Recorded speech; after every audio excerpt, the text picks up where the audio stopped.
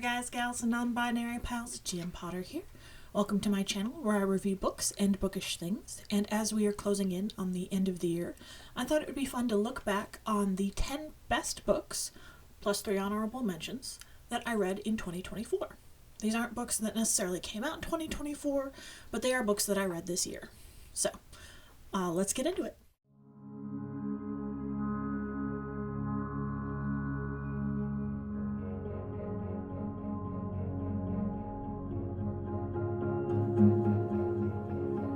So, like my worst books video, I will not be holding up the physical books and showing you, because it would take me all day to round up 13 books, because some of them are on the bookcase behind me here, some of them are on that bookcase, some of them are in the other room, some of them I only had on audio version. It would take me all day to round them up, so I'm just going to post pictures of them on the screen. So coming in at number 10, we have Fourth Wing, which is right over my shoulder here. This one I had been resisting reading because it's one of those that's so wildly, insanely popular that I was convinced it wasn't going to be good. I think I have flashbacks of Twilight, that Twilight was so wildly, insanely popular, and then I read it and it wasn't good. I think it's the same thing I was expecting with Fourth Wing, but it's really good. I really enjoyed it. It was available through the Libby app as a no-wait copy, and so I read it. I absolutely loved it. Before I was even halfway through, I reserved the second one, and the second one came available just as I was finishing the first one, and then I went out and I bought my own copies of them so that I could reread them before Onyx Storm comes out. Then we have The Third Gilmore Girl, which this one is a memoir, and it came out as an anticipated on Libby app or on Goodreads, I don't remember which, video, and I was just excited for it because I loved the show Gilmore Girls. I realize it has a lot of problems looking back at it, and I didn't really like the recap, the reunion special, A Year in the Life. Like, that had a lot of problems with it, that it just didn't jive for me. But I really liked The Third Gilmore Girl by Kelly Bishop. This one was absolutely fantastic. Then coming in at number 8, we have The Seventh Veil of Salome by Silvia Moreno Garcia. This one was utterly fascinating. It was one that I added to cart the minute I saw it was coming out, because she's an author that I follow on Amazon. And so I pre-ordered it not knowing anything about it, went into it totally blind, and was blown away. I cannot recommend this book enough. Seventh Veil of Salome. Then at number 7, we have a young adult novel, Dungeons and Drama, which it's just cute. It's just really, really cute.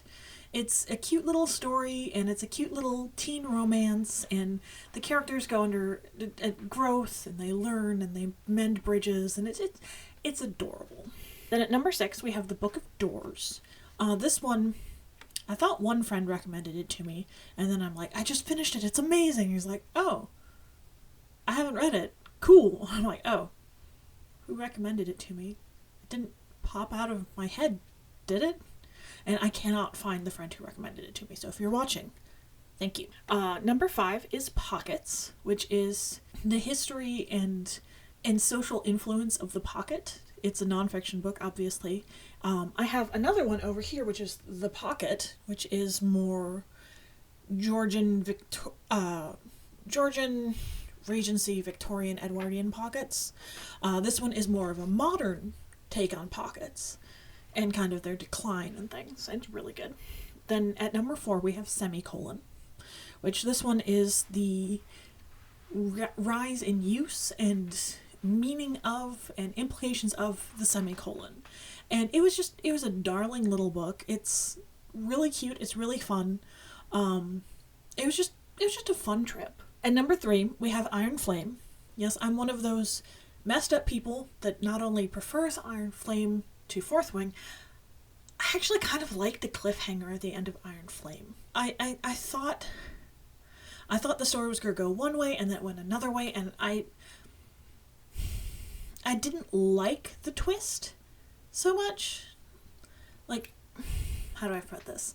I didn't like that there was a cliffhanger twist, but I liked the twist that we got. I wasn't expecting it to have a cliffhanger twist, but I like the one we got, and I thought it opened the door for more storytelling, whereas otherwise it would just be another sequel is the next book we get, but this way we get an actual like story and expanding and things. Number 2 is Dragon Fruit, which this one was so good.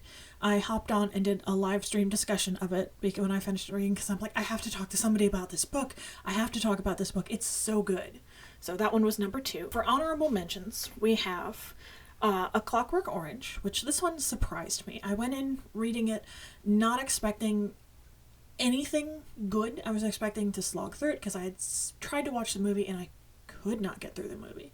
And this one pleasantly surprised me. I tried reading it once before in paperback form, like from my library, or maybe it was a hardback, in physical book form from my local library, and I couldn't get into it. And then it's on the Rory Gilmore Reading Challenge, and so I borrowed it in audiobook format, and then I listened to it, and it was like something clicked in my brain. And it was fascinating, it was engaging, it was sickeningly palatable. So that one was really good. Number 2, we have Sister Maiden Monster. This one is a horror novel. It's body horror. It's gross. It was really good, but it just got knocked out by the other ones in the top 10. And then number 1 for honorable mention, we have The Pairing. This one is Casey McQuiston, who wrote Red, White, and Royal Blue and One Last Stop, both of which I loved. And so I thought I would try another book for her. This is another one that I saw was coming up. I pre-ordered it. It was so good. This is a book that is a classic example of saved by the ending. The first half of the book I was kind of bored. Like, I enjoyed it. It was good. It was good writing, but it wasn't gripping me. And then the second half is told by a different character. And it's just so beautiful. And then the ending made me cry. So, The Pairing.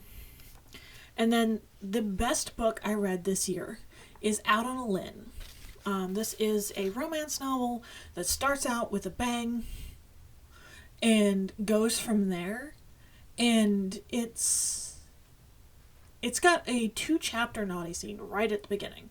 It's an accidental pregnancy, forced proximity, roommates, kind of a love story, where both of the main characters have limb differences. He's an amputee, she has an underdeveloped arm, and the author has a limb difference. And the way it's wrapped up into the story, and the characters go through their everyday lives, that this is their normal. For him, it's his new normal.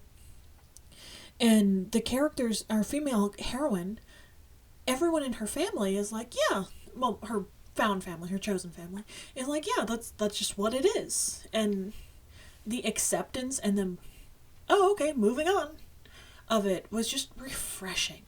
Because so often you see someone with a limb difference or disability in fiction, and they're treated with kid gloves.